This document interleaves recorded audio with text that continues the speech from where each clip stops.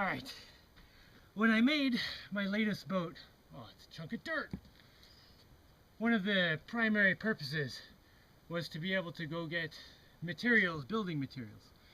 And this was my first test. I'd say it's about a yard of sand and rocks. Actually, this is my second test because I got almost the same amount of sand a few days ago.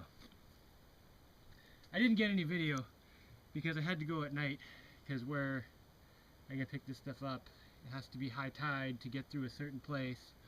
So high tide was the middle of the night. Well, it was like 9:40 p.m. so I had to go at nighttime. So it was all dark. Video would have meant nothing. But anyway, it's like a 3-hour trip there. 2 or 3. I had to drive slow though because it was in the dark and I'm in a solar boat. So 3 hours. Picked up the stuff, then drove home. On the way there, it was pretty wavy. The boat was kind of jumping all over, but I wasn't that worried because I was like, there's no weight in it.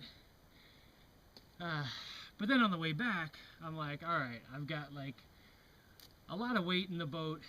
I think I could still put probably double this amount total. Probably triple this amount if I really wanted to push it. But anyway, on the way back, there was a big headwind and there were waves all over the place. And we were going so slow. So I got my friend who went with me to steer the boat. And I got out and paddled. And I paddled most of the way, like 2 hours I was paddling. Just because I didn't want to run out of electricity. But the motors kept going the whole way. Voltage got a little low, but not too bad. And overall, I would say the boat performed spectacularly in pretty much the worst conditions I'll encounter. It was wavy, had lots of weight in it. There's a headwind slowing us down. The whole way in the dark, but it handled it no problem. Oh, it's a good boat. I think I've got maybe 10 wall sections worth here. This is based on how many buckets I used to make each wall section. And a wall section is like a 5 foot wide by 2 foot tall section. So that's pretty good for one trip. And I could probably, push that a little bit, get 20 wall sections worth at once. I don't think I want to do any more than that, unless I build a third pontoon for the middle of the boat to give more buoyancy.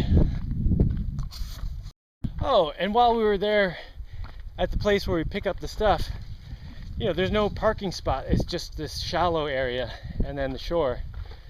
So I used my parking poles, which also worked spectacularly. So yeah, everything on the boat worked great. There's my parking poles. Now I have a hole and a nail in here, so you just pull the nail out and then shove the thing right into the bottom and it holds the boat. And then there's one more at the back, so you can park anywhere where there's shallows. And there's the empty, all cleaned out. And this is with no weight in the front of the boat. It's pretty high, but with all those rocks and sand, the water was almost up to this paint line. So yeah, I still had a bunch of space to spare. Could probably get up to here. Just don't want to overdo it and get in some wavy situation. Wow, here's some good looking working feet. Good looking working feet. I'm eating peanut butter. It's hard to talk. Blah, blah.